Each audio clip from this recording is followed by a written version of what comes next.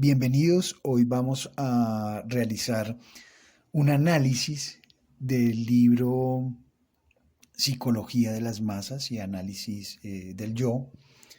Es probablemente una de las obras más leídas a nivel de ciencias sociales, humanas y de la salud a nivel universitario, pues es un libro que no puede faltar en el pénsul del diseño curricular de todas las carreras que se adquieren a estas ciencias.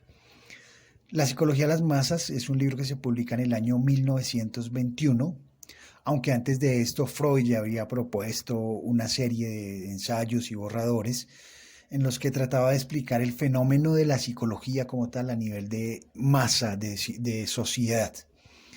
Sin embargo, pues solo terminaría el trabajo en la primavera de aquel 1921. Este trabajo de Freud resulta siendo un eslabón vital en torno a la investigación de todo lo que es la anatomía estructural de la psique y asimismo un avance significativo, un libro que aparece después de la publicación más allá del principio del placer. Y bueno, para hacer un poco más sintético este análisis, este podcast se va a dividir en tres partes. En la primera parte vamos a ver el contexto en el cual fue creado el libro y cómo nació su época. En una segunda parte vamos a entrar a hacer todo el resumen y al final vamos a realizar una contextualización de la psicología de las masas para nuestra actualidad. Lo dividimos así en tres segmentos, aún sabiendo que el libro tiene 12 capítulos, una primera parte introductoria, en el segundo capítulo habla sobre el alma colectiva, basado en las tesis de Le Bon. También pasa a hablar de las concepciones de la vida anímica colectiva. En un cuarto capítulo se enfoca en lo que es sugestión y líbido. En el quinto habla Freud de las dos más artificiales que son objeto de su libro, que son la iglesia y el ejército. En el sexto capítulo menciona otros problemas y orientaciones en torno al tema de la psicología de las masas. En el capítulo 7 habla de la identificación, en el capítulo 8 habla del enamoramiento y de la hipnosis, en el 9 del instinto gregario, en el capítulo 10 habla de la masa y la horda primitiva, en el 11 se refiere a una fase del yo y el libro termina como con unas consideraciones o conclusiones. Sin embargo, podemos, digamos que, hacer una lectura del libro en la cual mezclemos todos los conceptos y lleguemos pues a un análisis mucho más concreto.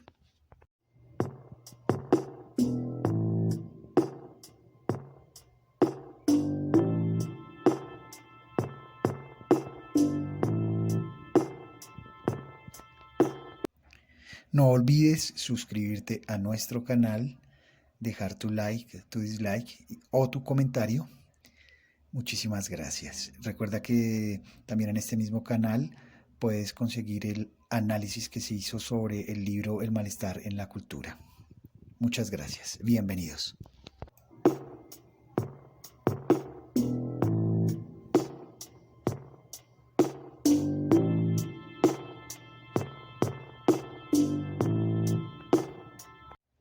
Empecemos entonces por ver el contexto. El libro La psicología de las masas y el análisis del yo surge en un periodo de postguerra, después de la Primera Guerra Mundial, un periodo de entreguerra entre las dos grandes guerras mundiales.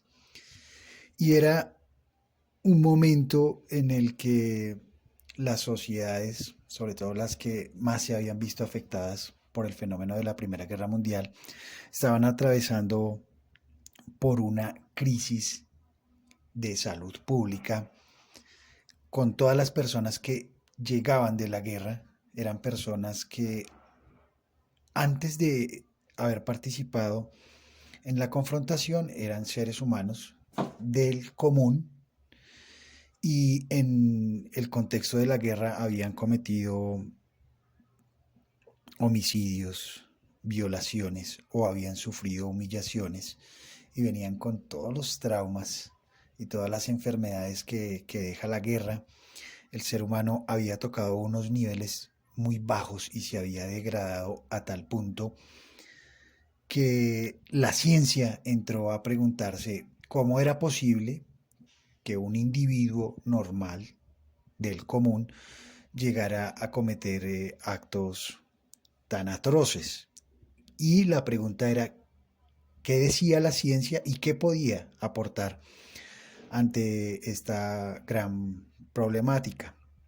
Ya Freud venía trabajando el concepto del psicoanálisis y había advertido de la importancia de conocer el subconsciente y había dicho que el hombre era un animal que era guiado por unos instintos violentos y por unas necesidades. Entonces el libro surge como respuesta a este fenómeno. Y es así como la psicología de las masas empieza a configurar un estudio científico sobre el comportamiento de los grupos colectivos. Es decir, de esta rama de la psicología que se encarga de indagar las razones por las cuales los individuos se contagian del comportamiento de los demás y se limitan a repetirlo sin cuestionarse a sí mismos absolutamente nada.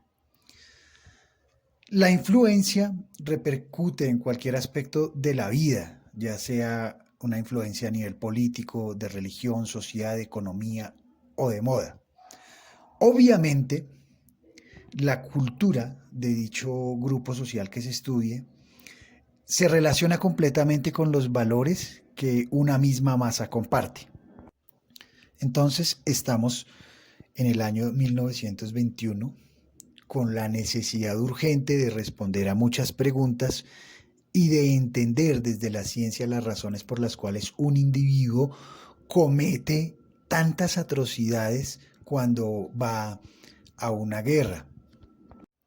Ya para entonces la psicología misma estaba estudiando toda la conducta de las masas y la interacción con el individuo.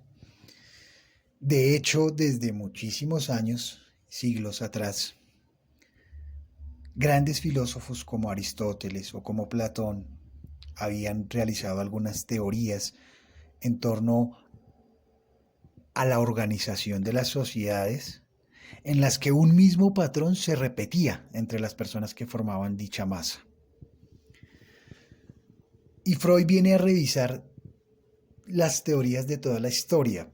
Por ejemplo, el sociólogo Emil Durkheim había creado también el concepto de anomia. La anomia hace referencia a una alienación que se desarrolla cuando el ser humano no tiene la sensación de pertenecer a un consorcio social. Durkheim había estudiado sobre todo esa parte de los individuos que se aíslan de la masa, porque hay alteraciones, digamos que a nivel de la división del trabajo social o cultural o religioso, y cuando no se sienten identificados con un grupo y se asocian. Ese era el estudio. Sin embargo, hay un autor que es donde más y mayormente se asienta Sigmund Freud para este libro, y es Gustave Le Bon. Gustave Le Bon es autor de un libro que también se titula La psicología de las masas.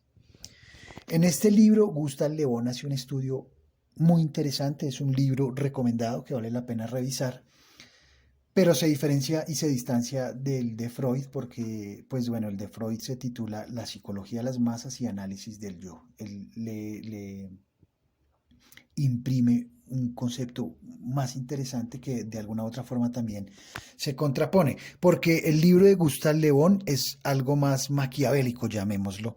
Es un libro que se centra en decir cómo dominar a las masas para alcanzar unos objetivos políticos, por ejemplo. Mientras que Freud se pregunta por el individuo.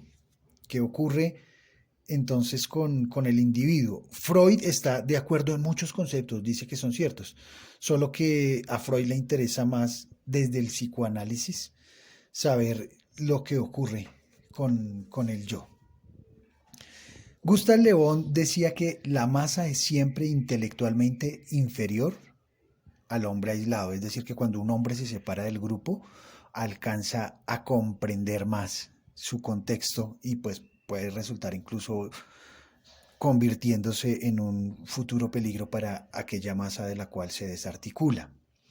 Entonces, Gustave Le Bon decía que desde el punto de vista más psicológico, de lo sentimental, eh, según dichas circunstancias, el individuo que se sale de una masa puede llegar a ser mejor o puede llegar a ser peor. Usted puede convertirse en un Hitler o en un Mozart, en cualquiera de los dos casos. Y que todo eso depende del modo en que sea gestionada la ruptura con la masa. Asimismo, también ya para esa época habían unas investigaciones que habían sido proseguidas por William McDougall, un psicólogo británico, quien a través de la fisiología ya habría pretendido demostrar que todos los miembros de una sociedad hacen uso de sus funciones fisiológicas para adaptarse al medio, para integrarse en la masa. Sin embargo, Freud se distancia de varios de esos psicólogos y viene a hacer un estudio muy interesante y muy completo, que es el que vamos a ver a continuación.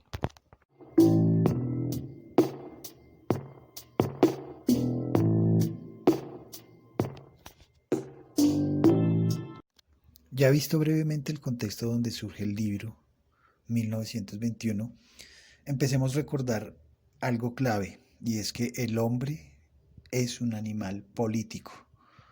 Recordemos que la polis hace referencia a la ciudad y que es allí donde se configuran las masas. La psicología colectiva considera al individuo como miembro de una tribu, de un pueblo, de una casta, de una clase social o de una institución, o lo considera también como elemento de una multitud humana, que en un momento dado y con un determinado fin se organiza en una masa o colectividad. Es decir, que todos los seres humanos, de algún modo y en algún momento, nos vamos a tener que enfrentar a alguna masa. Y así, cuando ya entramos a lo que es la masa, la psicología se da cuenta que esa masa, ese grupo, tiene una psique, la psique colectiva. Freud dice en esa introducción que realmente es irrelevante el ponerse a definir una masa a nivel numérico y decir esta tiene 1000 o esta tiene 3000, dice que eso es irrelevante. El instinto social no es un instinto primario e irreducible, y los comienzos de su formación pueden ser hallados en círculos más limitados, por ejemplo el de la familia. Entonces, el concepto de masa en la obra de Freud empieza como en los grupos sociales como tal, sin importar el número, no importa que sea un ejército o que sea la familia o un grupo de amigos en el colegio, ahí ya se configura una masa. Y entonces Freud dice que su libro no va a asumir esa tarea de clasificar el tipo de masas existentes en diferentes categorías, sino que va a ser pues más bien un análisis muy general, pero que resulta vital.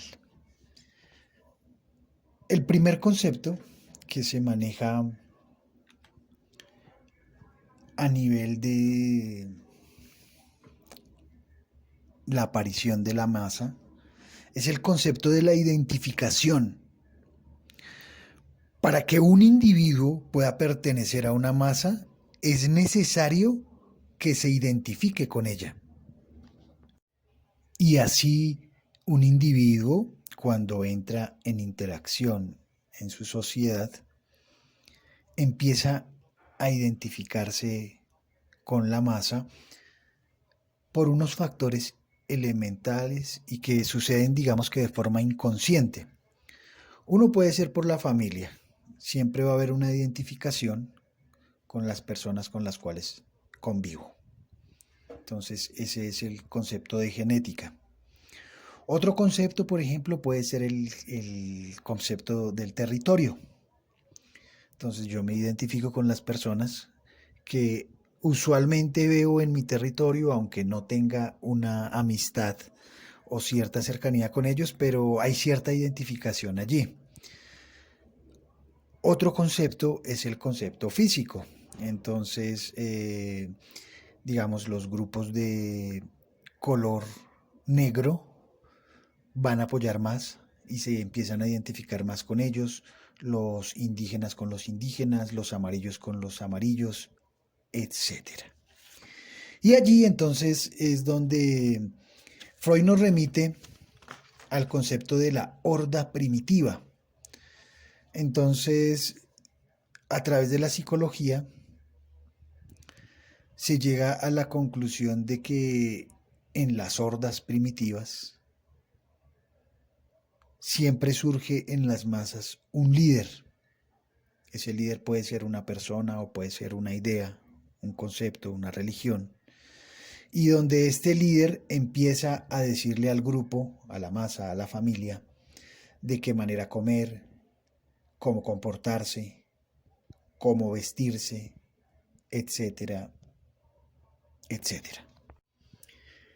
Y cuando una persona no encaja con la masa, solo quedan dos posibilidades: que esa persona se convierta en el líder de ese grupo o que se convierta en un desterrado, en un paria. Y allí, cuando ya está el grupo, la masa, en su configuración, se necesita de unos elementos que le hagan subsistir. Entonces es cuando aparece el alivio, el concepto del amor que puede generar una alianza entre un grupo. Digamos, un ejemplo de esto podría ser en la actualidad una acción que sucede en un estadio de fútbol cuando dos personas que siguen a un mismo equipo en medio de un gol, por ejemplo, se dan un abrazo. Eso ya simboliza que ahí va a surgir la amistad, cuando las mismas personas tienen el mismo objetivo. Sin embargo, a nivel científico, está dicho que también la masa surgió como una necesidad de subsistencia. Usted necesita comer, necesita sobreponerse a las adversidades y rigores, por ejemplo, del clima, y para hacerle frente a ello es necesaria la consolidación de los grupos.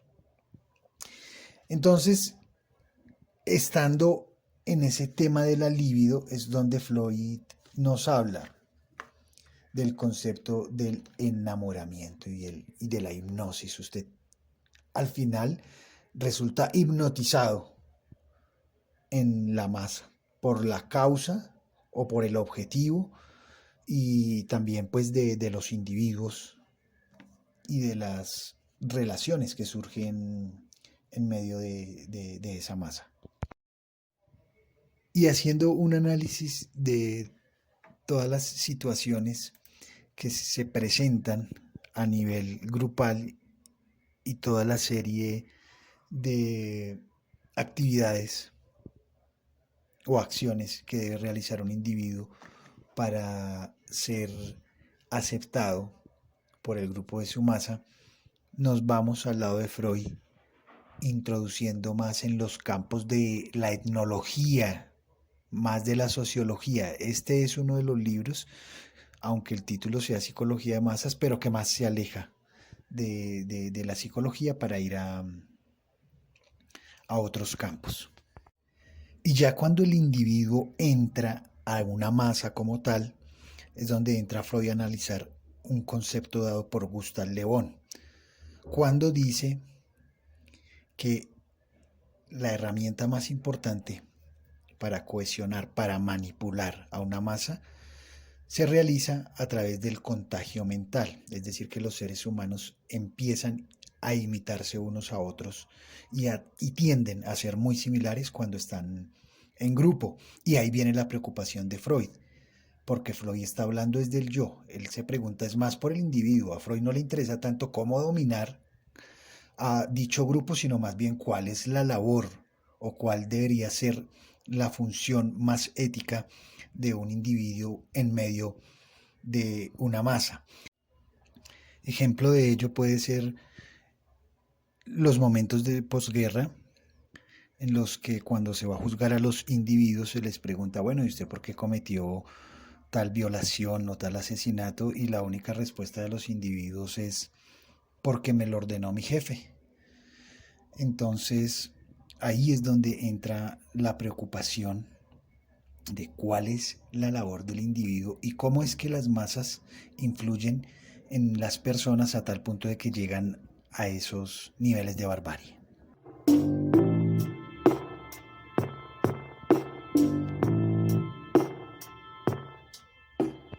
Así que Freud entra a hacer un análisis muy profundo de la masa y se da cuenta, primero, que hay unos factores que siempre están presentes allí.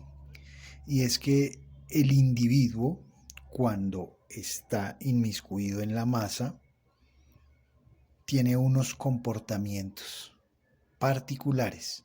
Entonces los individuos actúan de manera desinhibida y se dejan llevar por las emociones, por todas las fuerzas, por todas esas sugestiones y por todos los impulsos más naturales, más salvajes, más genéticos. Y actúa de una forma distinta a como realmente es. Es decir, que allí prevalece el ello antes que el yo. Y en este análisis Freud se da cuenta, y en ello es pionero, entre otros científicos, al descubrir que hay dos tipos de masas. Una que él denomina las masas efímeras y otra que son las masas permanentes.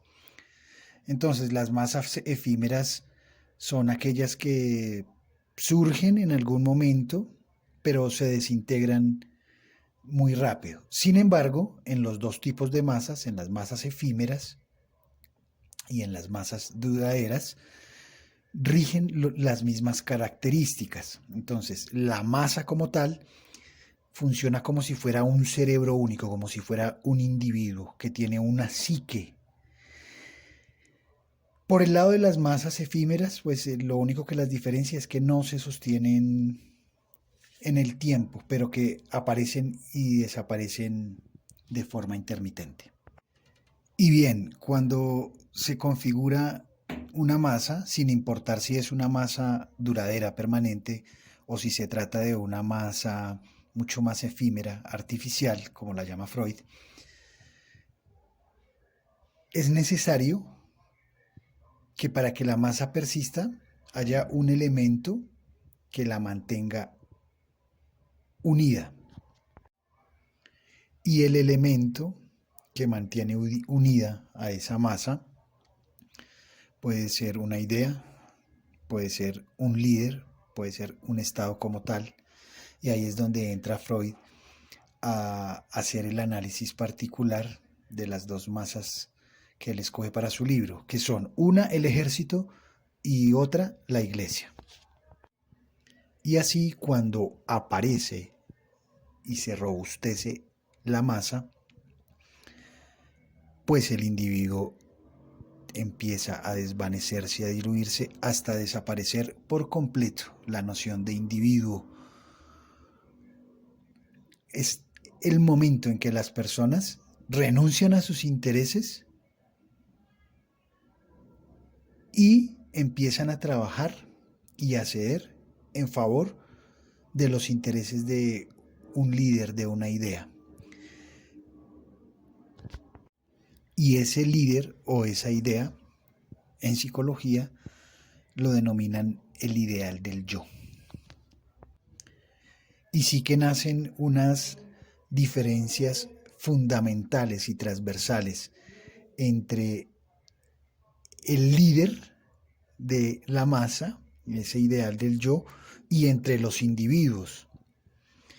Entonces, lo que ocurre al interior de la masa es que el líder crea una ilusión donde ese ideal del yo, ese líder, esa fuerza mayor, da la idea de que ama a la masa. De otro modo, la masa se desintegraría. Y pues el ejemplo de ello es el mismo ejército y la misma iglesia. Por el lado del ejército, por ejemplo, un rey o un general de un alto cargo no se va a inmiscuir directamente en una guerra, sino que solamente crea las ideas y manda a los demás a que participen y pongan el pellejo en una guerra, en un conflicto. Por el lado de la iglesia sucede lo mismo con el líder religioso, que una vez ha creado el ideal del yo, del ser supremo que dice amar y dar la vida por sus seguidores, pero digamos el líder, por ejemplo, cuando es el momento de pedir dinero, son los de la masa los que dan el dinero y él no hace lo mismo.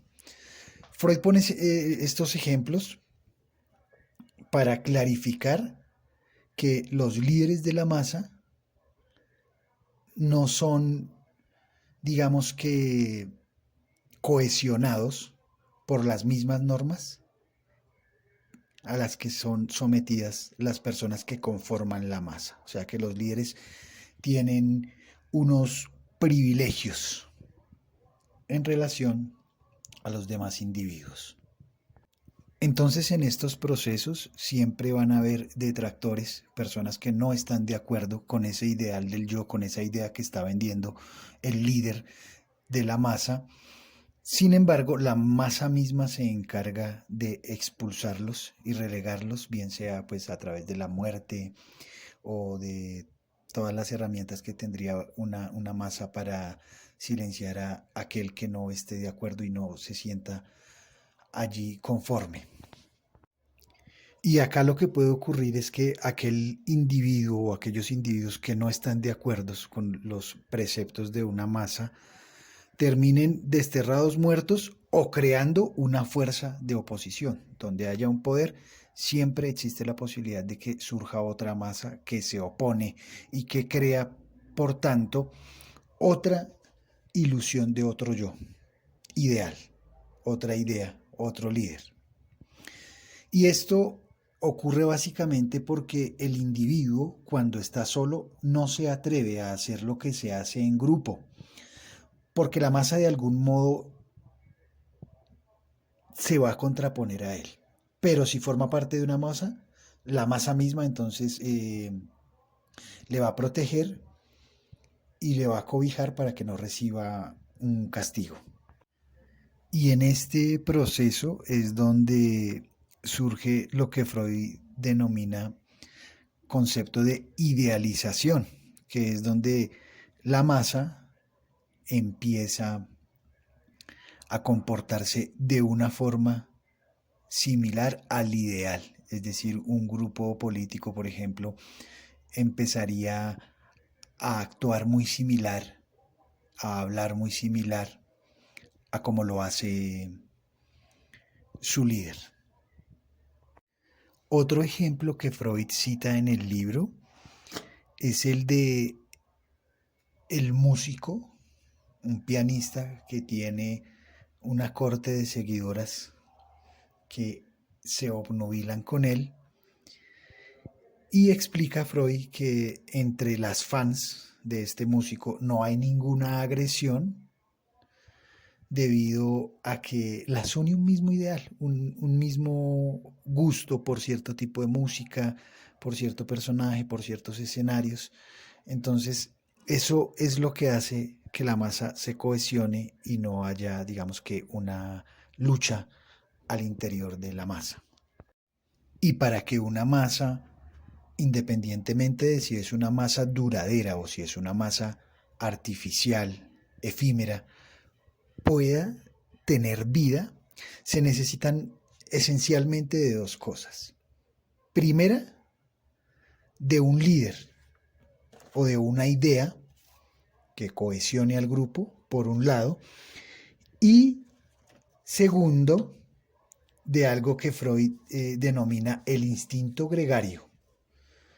Entonces, aunque somos animales violentos por naturaleza, también tenemos por naturaleza un instinto gregario que nos lleva a sumirnos a las masas, a sumarnos a las masas, a llenar las masas y allí ejercer un instinto gregario que es el de la obediencia.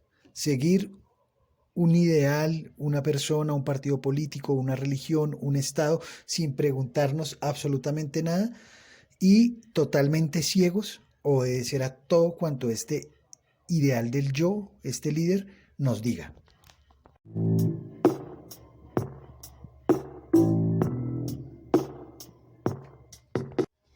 Entonces, el ser humano es cada vez más penetrado e influenciado por la masa. Algo que empieza con la identificación de un líder, de un estado, de una religión, pasa luego en una simultaneidad subconsciente, es decir, que no nos damos cuenta en qué momento ya nos encontramos en los estadios de la idealización y vemos en aquel líder, en aquel ideal que nos han vendido lo máximo y nos volvemos ciegos y solo vemos por ahí. Lo que ocurre es que la psique de la masa toma el lugar de la psique del individuo y anula al individuo por completo. Cuando el individuo ya está inmerso en la masa, el yo se empobrece 100%. Entonces, todas las funciones que realiza el individuo son a favor de dicha masa. Se infla ese ideal del yo y el ser humano se degrada, se convierte en un peón, en un instrumento, en un esclavo servil de aquel poder de la masa a la cual pertenece. Vamos a pasar entonces ahora a analizar otro de los temas del libro, que es sobre el amor.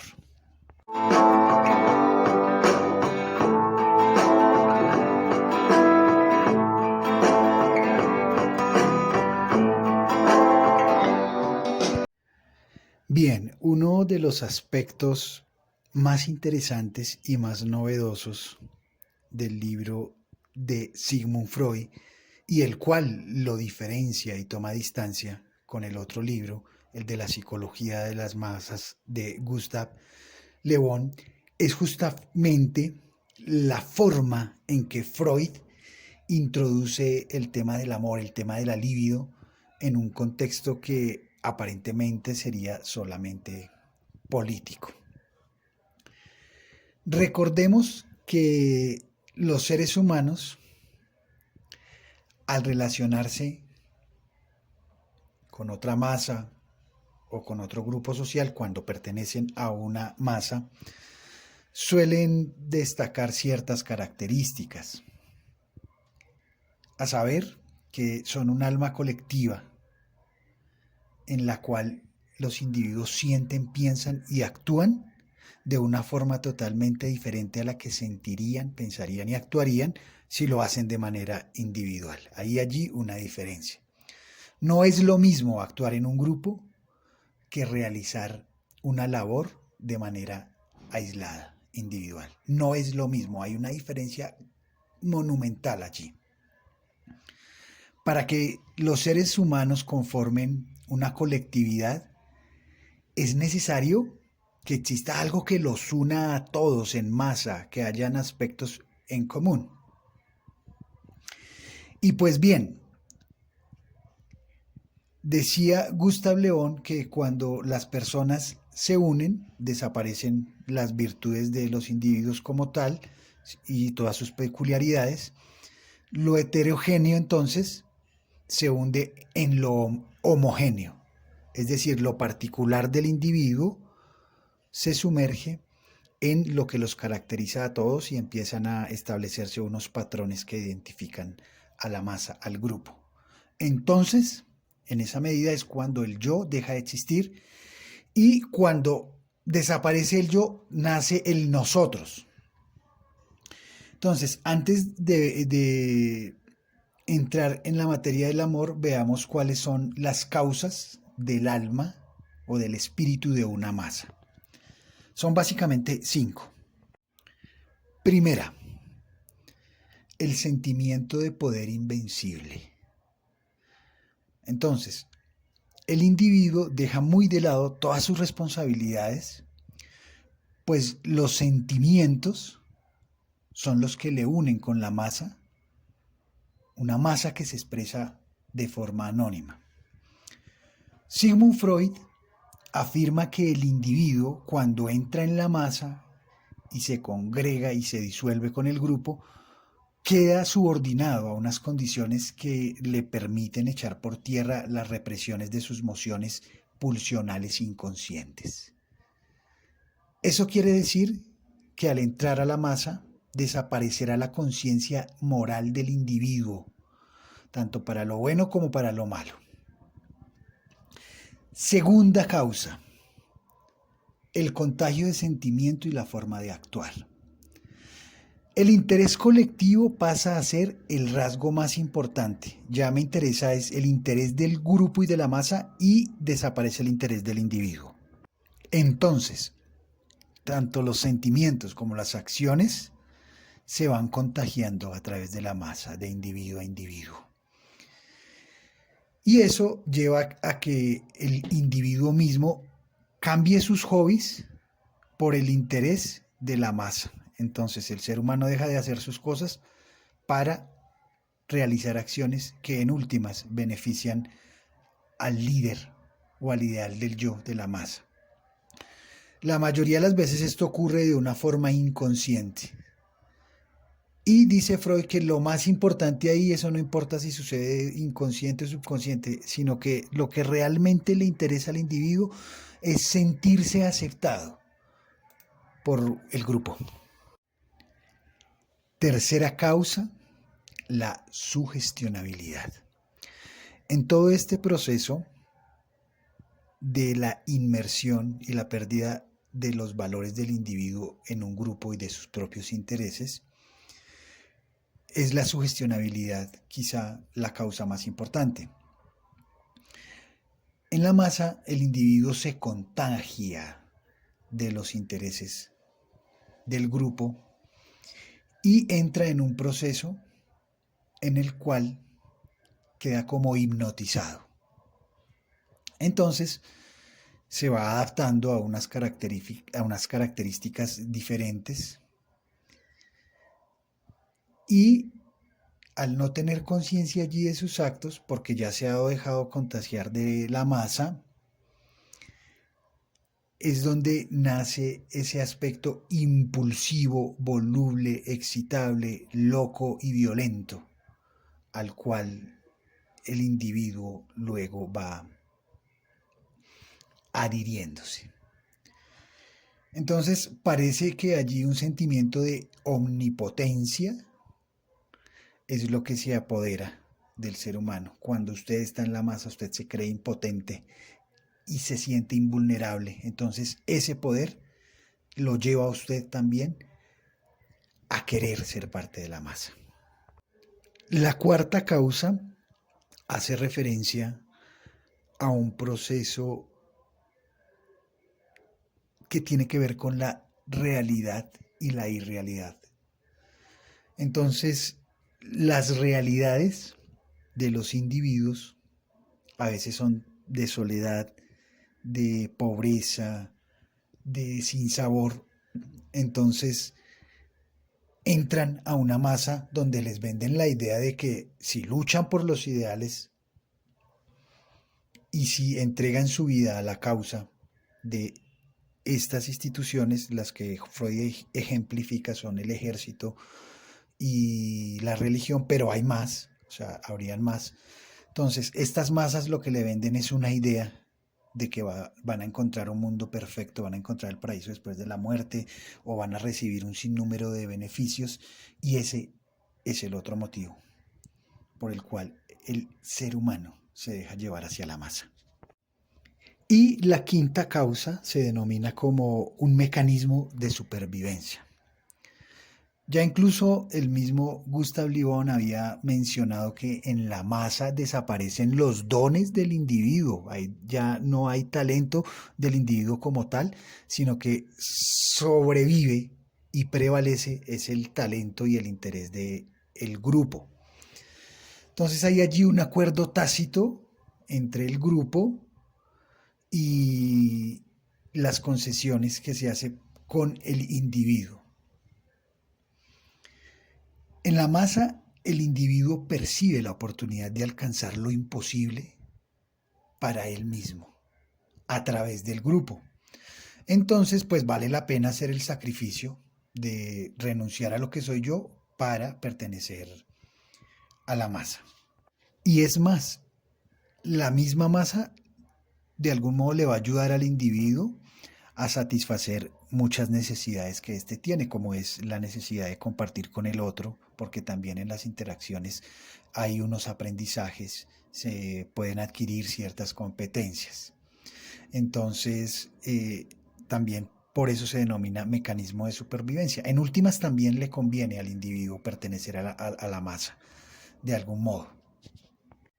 Es más, cuando se hacen estudios a nivel animal, la naturaleza sí que nos muestra formidables ejemplos en los que la masa funciona para este propósito o mecanismo de supervivencia. Las manadas de mamíferos, las parvadas de aves, los peces, etc. Cuando usted ingresa a una masa, tiene una mayor oportunidad de supervivencia en ese conjunto. Y es muchísimo mayor que la supervivencia cuando se intenta de forma aislada, individual. Pero del mismo modo en que hay unos aspectos positivos, pues también la masa tiene unas características que son negativas, como por ejemplo, los sentimientos de la masa son muy simples, muy exaltadas. La masa, cuando perteneces a ella, te conduce a ser dominado y a ser sometido. En la masa, el individuo se vuelve poco creativo, muy superficial. Una sociedad en masa nos presenta características bastante negativas, como la impulsividad, la inconsciencia, la falta de perseverancia. El ser humano se vuelve influenciable y crédulo, acrítico, voluble, intolerable, y se llena de sentimientos simples y exaltados. Porque en la masa predomina una falsa ilusión sobre lo real, los paraísos prometidos de los que hablábamos ahorita. Otro aspecto negativo es que la masa no existe si no hay un líder. Y entonces los líderes regularmente son fuertes de personalidad, tienen una creencia marcada y una voluntad poderosa, son voluntariazos. Los grupos colectivos se sienten atraídos por este prestigio que presenta el líder, sí, pero el líder puede equivocarse y no estaría bien seguir pues 100% a ningún líder. Y entonces cuando los individuos siguen a tal punto a su líder, a su estado, a su grupo, a su masa, empieza a haber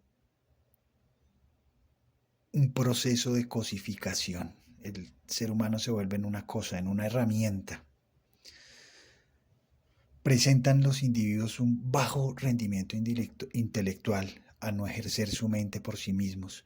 Y el hombre, esa maravillosa creación de la naturaleza que puede alcanzar los estadios más sublimes, más luminosos y más brillantes, se ven entonces es los individuos mermados por el aumento de afectividad a cierta élite, a cierto líder. Y así es como se hipnotizan y surge una capacidad inferior que empiezan a presentar todos los miembros de una masa. Freud cita los comentarios que había hecho Gustave Le Bon en su libro, donde el mismo Le Bon apostilla que los individuos, una vez ya están cohesionados en la masa, pues primero pasan a ser dominados regularmente por un líder al que no le interesan los beneficios de la masa, sino los beneficios mismos del líder y nada más. Sin embargo, estos líderes pues tienen la capacidad de engañar a sus masas con ideas fascinantes y llegan al punto de hipnotizarlos. Y los hipnotizados llegan luego al punto de matar a otros seres humanos.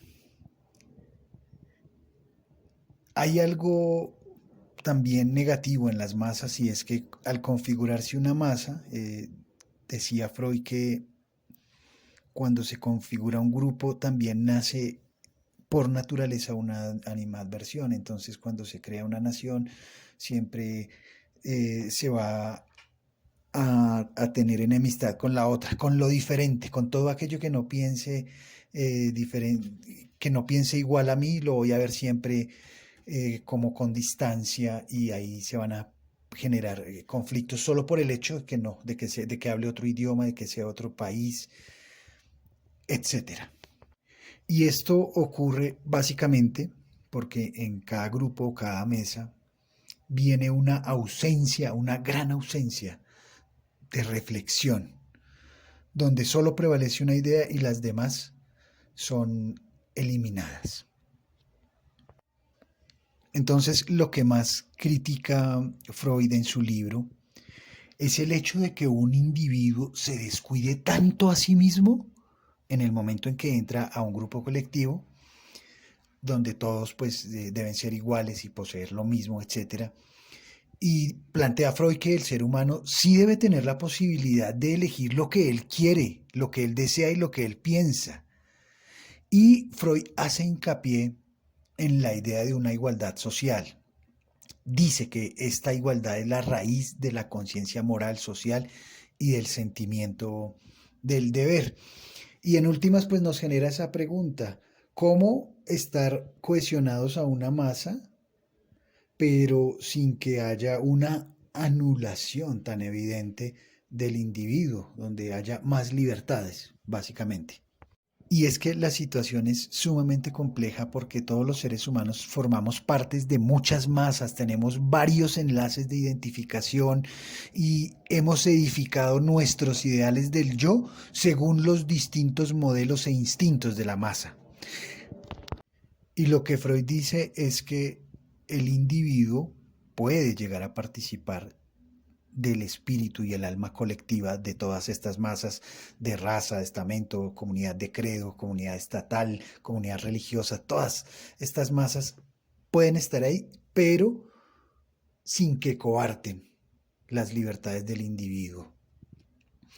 Cuando un individuo pasa de una masa efímera, por ejemplo, a una masa estable, hay un momento en el que se pierde el ideal del yo. Es decir, que en estos pasos de una masa a otra existe la posibilidad de que surja el yo, quién soy, dónde está, cuál es mi talento, cuál es mi don para poder desarrollarlo, corporizado a una masa, pero sin perderme totalmente en ella. Pues es lamentable la forma en que el individuo se hipnotiza, y ahí es donde entra la temática del amor como tema de estudio en el libro, y es que Freud dice que el individuo queda ciego, se enamora a veces tanto de una creencia, de una ideología política, hasta el punto de que queda ciego, y es un estado muy similar al del amor, donde cuando usted está enamorado enceguece totalmente y hace cosas que no haría en su estado normal. Y cuando nos seguimos adentrando en los escenarios de la masa, encontramos que allí se tejen todo tipo de interacciones.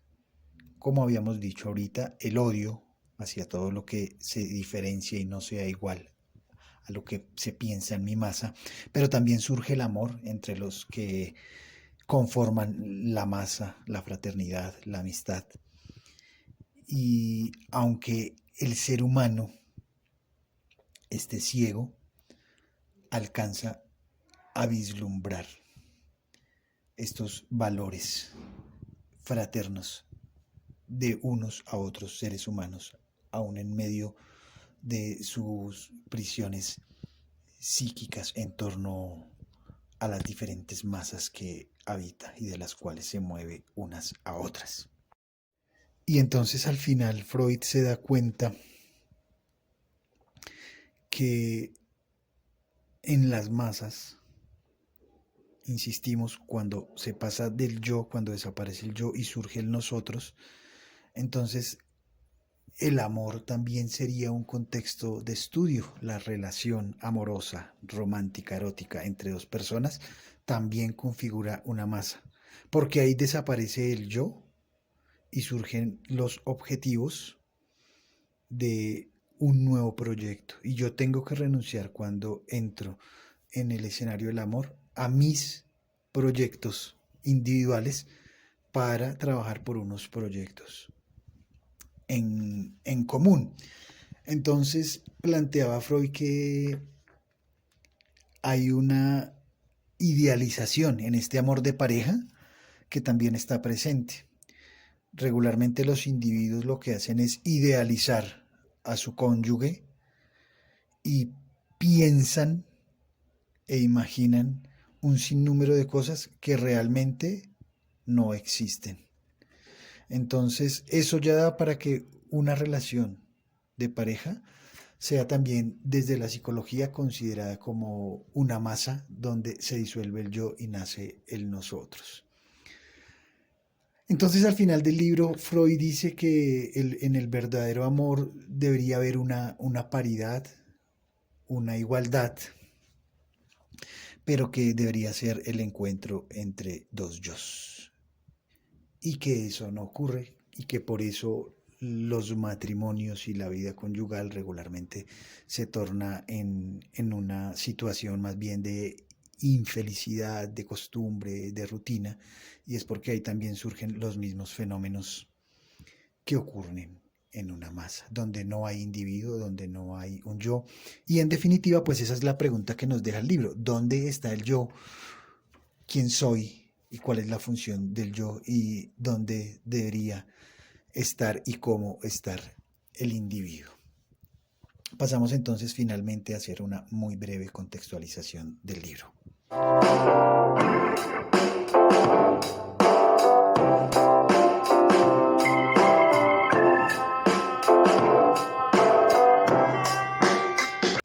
Bueno, y finalmente para hacer una muy breve contextualización, veamos la psicología de masas en la historia.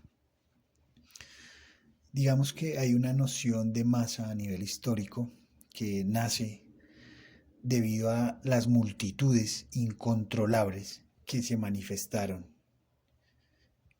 en los movimientos de revolución y se convirtieron así en una amenaza para el desarrollo del capitalismo industrial emergente. En ese contexto, el control de las grandes concentraciones humanas se volvió una preocupación creciente, una prioridad para los gobiernos y también para los científicos de la época. Mencionemos tres momentos importantes en ese desarrollo de las teorías de masa. Uno podría ser la visión aristocrática, entonces es una corriente de pensamiento y se da por sentado allí como natural la excelencia de unos pocos frente a la mezquindad de las mayorías. Hay otro que sería la psicología de las multitudes, ¿no?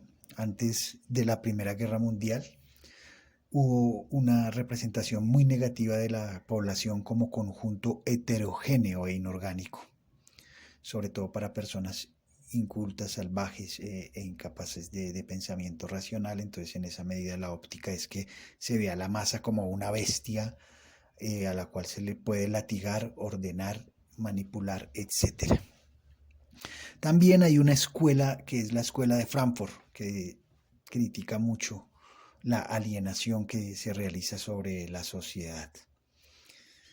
Sin embargo, a grandes rasgos, durante los periodos históricos de la historia humana se ha hecho, desde que aparece la psicología, un uso de la misma para el control de las masas y la alienación de los pueblos. Pues el que tiene el poder controla a las masas. Y vemos que para tener el poder hay que tener la información y tener las armas. Quien tiene armas y tiene información puede tener control sobre las masas. Eso lo han dicho grandes autores, ¿no? Y valdría en este contexto histórico citar un ejemplo de cómo son de hipócritas los líderes de las masas, llamando a Napoleón cuando decía lo siguiente. Leamos textualmente, decía Napoleón: comulgando en público, terminé con la guerra de la Vendée. Haciéndome pasar por musulmán, me establecí en Egipto. Con 2 o 3 declaraciones papistas, me ganaré a todos los curas de Italia. Este es un ejemplo que nos sirve para redondear cómo es el tejemaneje en torno a la psicología de las masas. Ahora bien, otro aspecto, y con este finalizamos, sería el de la influencia que tiene la comunicación social, los medios masivos de publicidad y comunicación sobre las masas.